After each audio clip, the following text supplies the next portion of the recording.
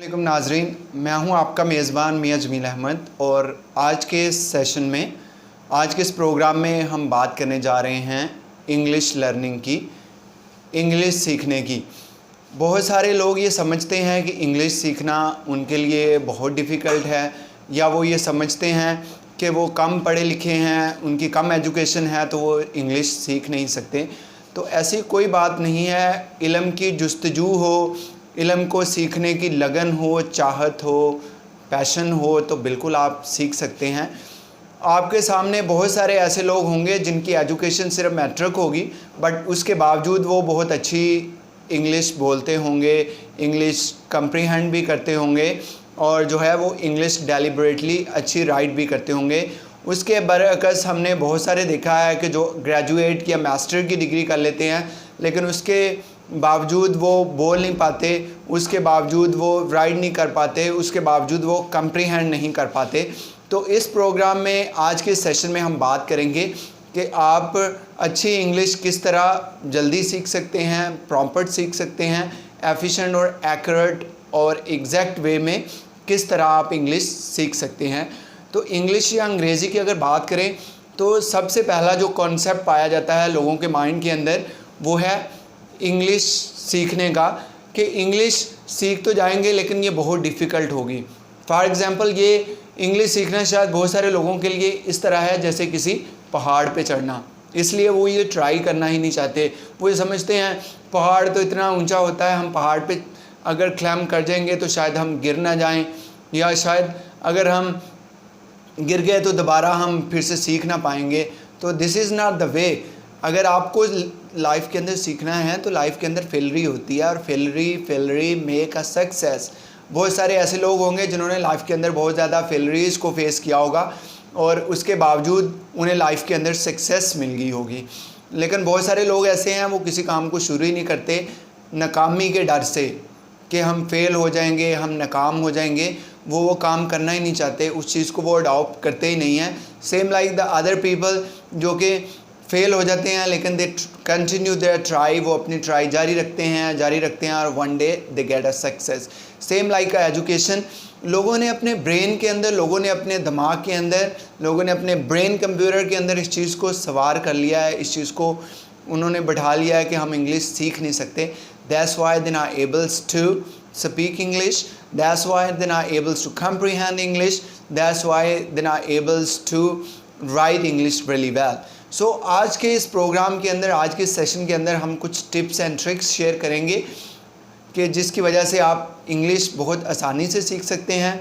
ना सिर्फ आप सीख सकते हैं बल्कि आप बोल सकते हैं, उसके साथ साथ आप राइट भी कर सकते हैं, उसके साथ साथ आप कंप्रीहेंड भी कर सकते हैं। इसमें 5 डिफरेंट हैबिट्स हैं, अगर उसको आप लाइफ के अंदर अडॉप्ट कर लेते हैं तो आप अच्छी इंग्लिश सीख सकते हैं। सबसे पहली हैबिट क्या है? You don't try to overcome the English on your self. आप अपने ऊपर इंग्लिश को हावी ना होने दें। जब आप ब्रेन में एक चीज़ बिठा लेंगे कि I can not do it, I can not accomplish it, I can not copy it, I can not execute it, तो आप कभी भी उस काम को सरअंजाम नहीं दे सकते। तो सबसे पहले जो अडेप्शन है आपकी लाइफ के अंदर वो है इस हैबिट को अपनाना, इस चीज़ को तस्लीम करना, अपने ऊपर सेल्फ बिलीव करना कि आप इंग्लिश सीख सकते हैं। आप अच्छी इंग्लिश सीख भी सकते हैं, बोल भी सकते हैं, राइट भी कर सकते हैं और कंप्रीहेंड भी कर सकते हैं। और second good habit is the vocabulary of word. आपके पास अल्फाज का ज़ख़ीरा होना चाहिए। अगर आपकी रूटीन बहुत ज़्यादा बिजी है, आपकी लाइफ बहुत ज़्यादा बिजी है, एक दिन में आप 2-4 वर्ड भी सीखते हैं तो उसको मल्टीप्लाई करें तो एक मंथ के अंदर ऑलमोस्ट 100 और मोर वर्ड है। तो एक साल की अगर हम बात करें तो एक साल में ऑलमोस्ट 1000 वर्ड आप सीख जाते हैं। तो 1000 words ample of vocabulary for you people, के जिससे आप इजीली कंप्रीहेंड उसको कर सकते हो, उसको बोल सकते हो। अब सवाल यहाँ पे ये पैदा होता है कि आपके पास वोकैबुलरी तो है लेकिन you don't know how to make a sentences, कि आपने उससे पैराग्राफ किस तरह बनाना है। तो ये भी एक सेकंड गुड स्किल है। इसके अंदर डिफरेंट टेक्निक्स हैं जिसमें डिफरेंट आपको बुक्स भी मिल जाती है। उसके अलावा आप डिफरेंट इंग्लिश मूवी देखते हैं, इंग्लिश नॉवल पढ़ते हैं। उसके अलावा आजकल अगर देखा जाए तो डिफरेंट यूट्यूब के ऊपर डिफरेंट ट्यूटोरियल भी बनाए जाते हैं, जिसमें I am also trying my best कि मैं आपके लिए इस तरह के ट्यूटोरियल बनाता रहूँ। डिफरेंट ट्यूटोरियल मिल जाते हैं जिसमें आपको पता चल जाता है कि एक वर्ड से आगे पैराग्राफ किस तरह बनाना है और डिफरेंट वर्ड को कंबाइन करके आप उसको एक सेंटेंस कैसे क्रिएट करना है और सेंटेंस से एक ऐसे किस तरह आपने क्रिएट करना है, एक स्टोरी किस तरह आपने बनानी है, एक रिपोर्ट राइट किस तरह आपने करनी है। तो इससे आप इजीली और कम्प्रीहेंडली कनेक्शन ऑफ वर्ड कर सकते हो। जब कनेक्शन ऑफ वर्ड का डेलिबरेटली आपको समझ आ जाती है तो आप इजीली और प्रॉपरली उसको राइट कर सकते हो। अब थर्ड इम्पॉर्टेंट स्किल कि आप उसको कम्प्रीहेंड किस तरह करते हो। कम्प्रीहेंड करने के डिफरेंट वे है। एक सबसे बेस्ट वे है, you have to enhance your listening skill. आपको लिसनिंग स्किल जो है वो इन्हेंस करनी है। कुछ लोग ये बिलीव करते हैं कि लिसनिंग स्किल सिर्फ सुनना है। सुनना सिर्फ लिसनिंग स्किल नहीं है, सुनना सिर्फ हीयरिंग है। उसको कम्प्रीहेंड करना, उसको अंडरस्टैंड करना, ये है आपकी लिसनिंग स्किल। तो आपको अपनी लिसनिंग स्किल को इन्हेंस करना होगा। उसके लिए क्या ज़रूरी है, आपको इंग्लिश बोलते हुए लोगों को सुनना है।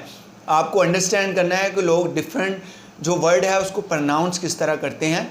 और जब आप सुनेंगे कि दूसरे वर्ड प्रनाउंस किस तरह करते हैं, एक तो आपकी लिसनिंग स्किल इन्हेंस होगी और दूसरा आपकी स्पीकिंग स्किल भी इन्हेंस होगी। आपको वर्नैकुलर ऑफ वर्ड की अंडरस्टैंडिंग होगी और डेफिनेटली इससे आप कम्युनिकेशन स्किल्स को भी इन्हेंस कर सकते हैं, जिससे आप अपनी स्पीकिंग पार्ट भी इन्हेंस कर सकते हैं और उसके साथ साथ आप उसको बेटर वे में कम्प्रीहेंड भी कर सकते हैं। और उसके साथ साथ जब आप नॉवेल्स पढ़ेंगे, जब आप डिफरेंट मैगज़ीन्स पढ़ेंगे, डिफरेंट सेशंस को सुनेंगे, तो उससे आपकी रीडिंग स्किल भी बढ़ेगी।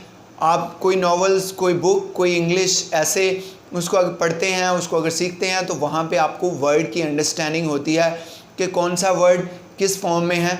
उसके साथ साथ डिफरेंट टेंस की बुक आपको मिल जाती है, जिसमें आपको पता होना चाहिए कि आप कोई बात बता रहे हैं, आप कोई चीज़ को एलेबोरेट कर रहे हैं, आप किस चीज़ को एक्सप्लोर कर रहे हैं, डेमोन्स्ट्रेट कर रहे हैं, तो आपको पता होना चाहिए कि ये चीज़ पास्ट से रिलेटेड है, ये चीज़ प्रेजेंट से रिलेटेड है, या ये चीज़ फ्यूचर को एलेबोरेट करती है। तो ये चीज़ें अगर आपको पता चल जाएंगी, इस चीज़ का logically and with the rational thing आप उसको अंडरस्टैंड कर लेंगे, तो डेफिनेटली आप प्रॉपरली उसको अंडरस्टैंड भी कर सकते हैं और प्रॉपरली उसको कम्युनिकेट भी कर सकते हैं।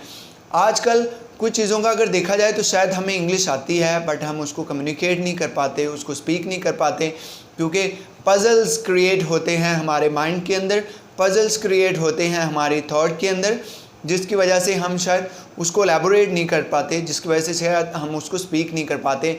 हम समझते हैं हमारे अंदर शायद वो कॉन्फिडेंस लेवल कम है। कॉन्फिडेंस लेवल इसलिए कम है कि हम उसको बोलना नहीं चाहते।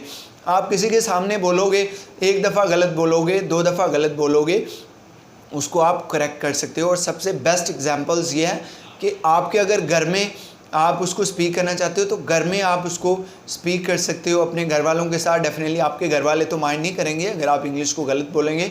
या उसके अलावा आपका कैमरा या आपका mirror, this is one of your best friend, उसके सामने बोलेंगे तो कैमरा या आपका मिरर तो माइंड नहीं करेगा, लेकिन आपके कॉन्फिडेंस लेवल को इन्हेंस करेगा। When you will see yourself in the mirror, when you will see yourself in camera, तो आपका कॉन्फिडेंस लेवल और इन्हेंस होगा। और इसके अलावा बेस्ट हैबिट रिहर्सल है। आजकल की जो यूथ की बात करें तो शायद वो रिहर्सल से भागती है, वो रिहर्सल नहीं करना चाहती।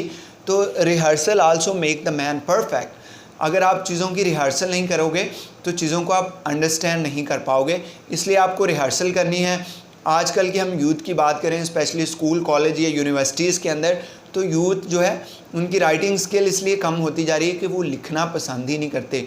व्हेन यू राइट, आप एक कॉपी लिखोगे, 2 लिखोगे, 3 लिखोगे, 4 लिखोगे, तो अल्टीमेटली आपकी राइटिंग स्किल इन्हेंस होगी।